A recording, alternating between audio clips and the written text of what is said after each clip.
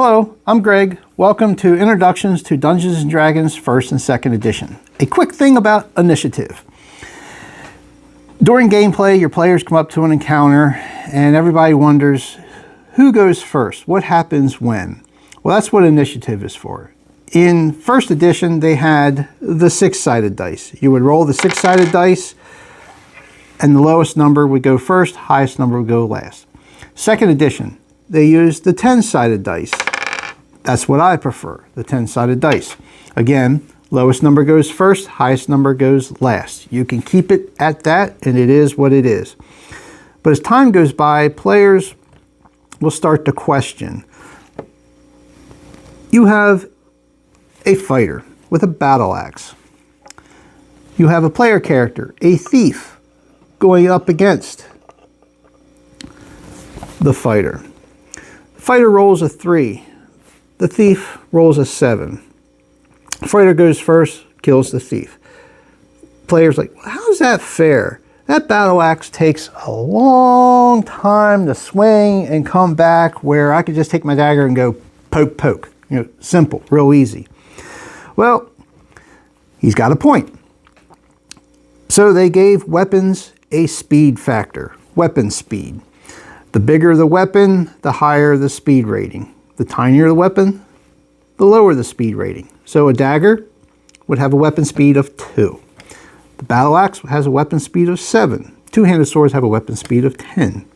And the whole list is there in Dungeon Master's Guide and Player's Handbook.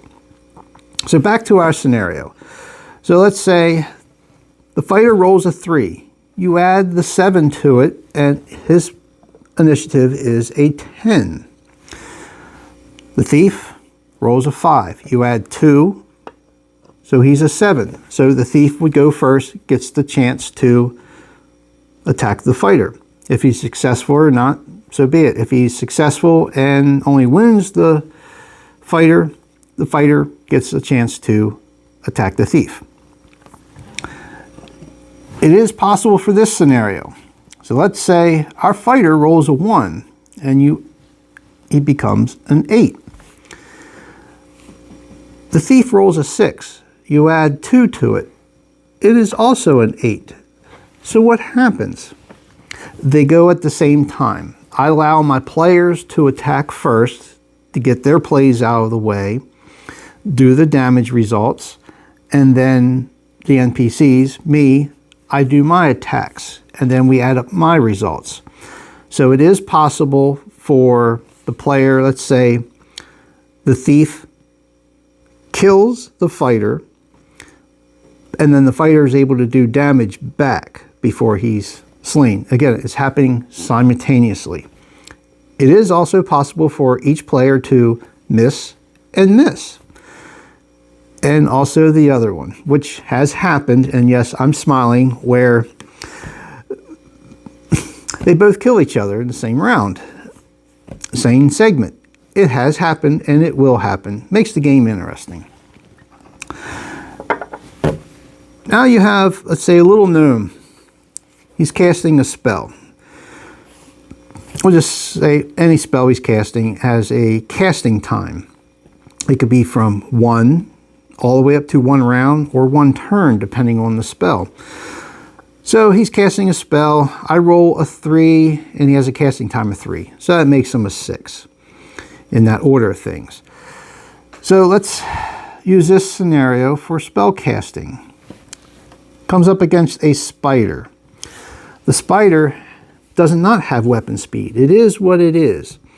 So it rolls a 4. Our little gnome is casting a spell. The spider goes first. Regardless if he hits or misses, he's interrupted the spell. So the gnome cannot cast the spell. The gnome now has to resort to physical combat. That's the downside of being a magic user or a cleric or druid when casting a spell. Now, if the segments were far enough in between, let's say our little gnome happened to roll a 1 and the casting time was 2, and our spider rolled a 10. And the spider still has range to get to our gnome. The gnome's going to get the spell off, well off in time. So, beep, spider will still attack if the spell was unsuccessful. Well, I want to use my fist. Good question. We'll use our monk here. Our monk rolls a 4 in the initiative. Fist and feet have no weapon speed. They are what they are. That's the advantage of the monk. So here is a full round scenario. Let's say our spider rolls a 4. Our gnome is casting magic missile on the spider, and he also happens to be at a 4. But our thief happens to roll a 1. We add 2, and our monk rolls a 1. If I can get my monk to stay. Our fighter, he ends up being a little too high and rolls a 14, but there's an orc involved. So our orc rolls a 6, but he has a long sword, so we add 5 to that, so he is an 11. So in this scenario, our monk will go first, followed by our thief, which is attacking the spider. Let's say our monk goes first, followed by the thief, and they kill the spider. But the spider was attacking the gnome at the same time. So does the gnome get magic missile off? Here's where I kind of side with the players. I will allow that gnome, the player character, to roll the intelligence. If he's successful, that means that gnome is aware that that spider was about to be deceased from the monk and the thief, and decided to, instead of shooting magic missile at the spider, change it to the orc. If he fails his intelligence, the spell fizzles out and it's gone. That's the fairest way I found it. If he hits the orc, great. If he misses, well, magic missile is going to hit it anyway. Then the orc decides who's he going to hit. I randomly roll to see who he's going to hit on there. Usually if it's 3 people, I'll roll a 3-sided dice. Yes, there is such a thing. If there's 7 players, I'll roll the 8-sided dice, ignoring 8s. Unless it's an intelligent creature, then I would pick out who I need to pick out. Regardless, the orc is successful or failed to do damage, then it's the fighter's turn at the end. But initiative, a quick interruption about initiative.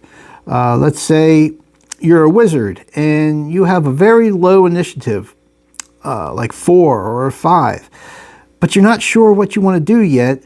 You can forfeit your initiative roll and say, I want to go last. So that way you can let all the other player characters' initiatives work out, and then you can decide if you want to cast a spell or not. But you do have to tell me which spell you want to cast. You can't change your mind halfway through because of different casting times. A fighter might want to say, I want to go last because I hope that the priest or the thief will take out the minions and I want to go after the big boss. You can do that. Again, you have the option of forfeiting to the last round. Like if you want to do a called shot, say somebody has a potion they're getting ready to drink, and somebody who has a ranged weapon wants to shoot that potion out of the hand, it's a +1 for their initiative, -4 to hit because it's a called shot. Larger creatures have pluses, which are penalties to the initiative. Giants might have like a +8 because they're so big, their arms coming around, and gives smaller player characters chances to avoid. But initiative is a very important part of the game. Again, I like this little tool. You can create your own, buy your own, use something else to determine the order of initiative. If you have any questions or any suggestions for initiative, add it below. Other than that, visit my website, tomesoverhere.com, for an awesome fantasy story, and I'll talk to you later.